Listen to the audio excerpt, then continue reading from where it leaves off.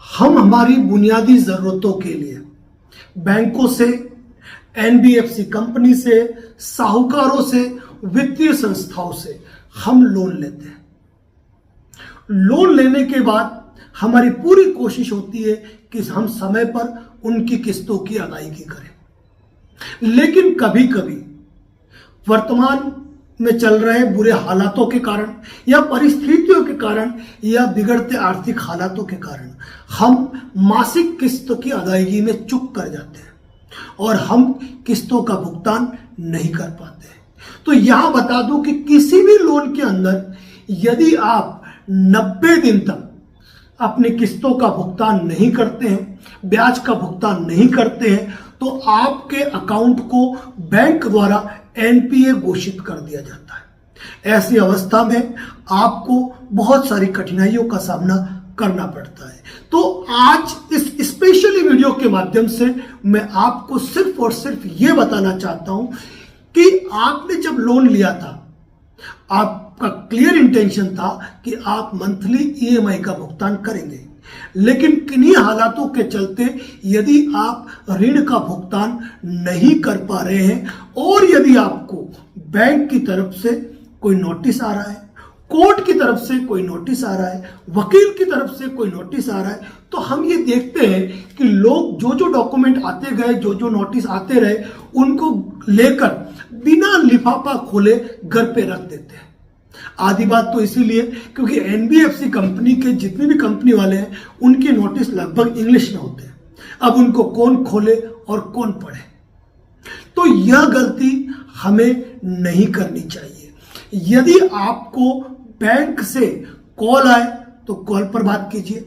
यदि रिकवरी के लोग घर आकर परेशान करना चाहें तो उन्हें प्यार से समझाइए।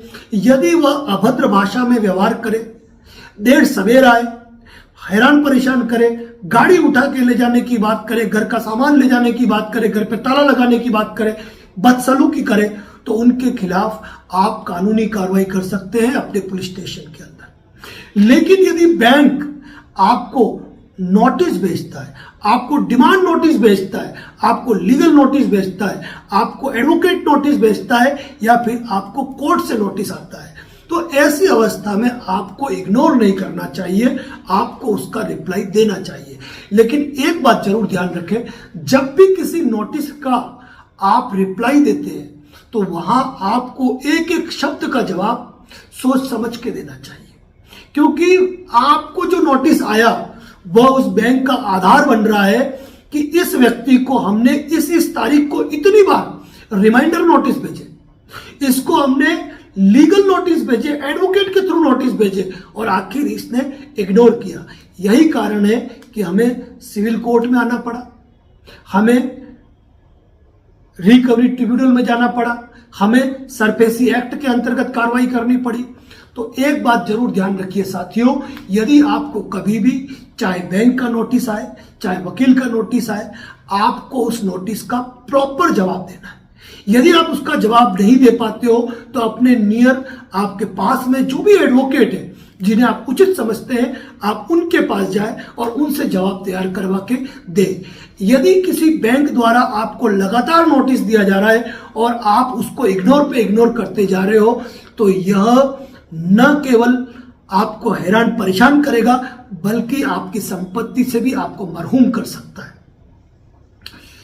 सिक्योर्ड लोन के मैटर में जहां आप होम लोन लेते हो, प्रॉपर्टी को मॉर्गेज करके लोन लेते हो, आजकल एनबीएफसी कंपनी और बैंकों के पास सरफेसी एक्ट का पावर आया है। जहां बिना जुडिशियल कोर्ट जाए, जहां बिना सिविल कोर्ट जाए, वह आपको सेक्शन 13 सबसेक्शन 2 का नोटिस भेज के आगे की कार्रवाई करके आपके प्रॉपर्टी का पोजीशन तक प्राप्त कर लेते हैं और आपको मालूम ही नहीं होता है कि आपको उन्होंने कौन सा नोटिस दे दिया। तो साथियों, सिर्फ एक बात ध्यान रखें कि यदि आपको कभी भी बैंक का नोटिस आता है, यदि आपको वकील का नोटिस आता है, तो आप वकील के माध्यम से प्रॉपर उस नोटिस को रेस्पॉन्ड करें, उसका जवाब दें। जवाब क्या है वह आपके एडवोकेट्स तैयार करेंगे।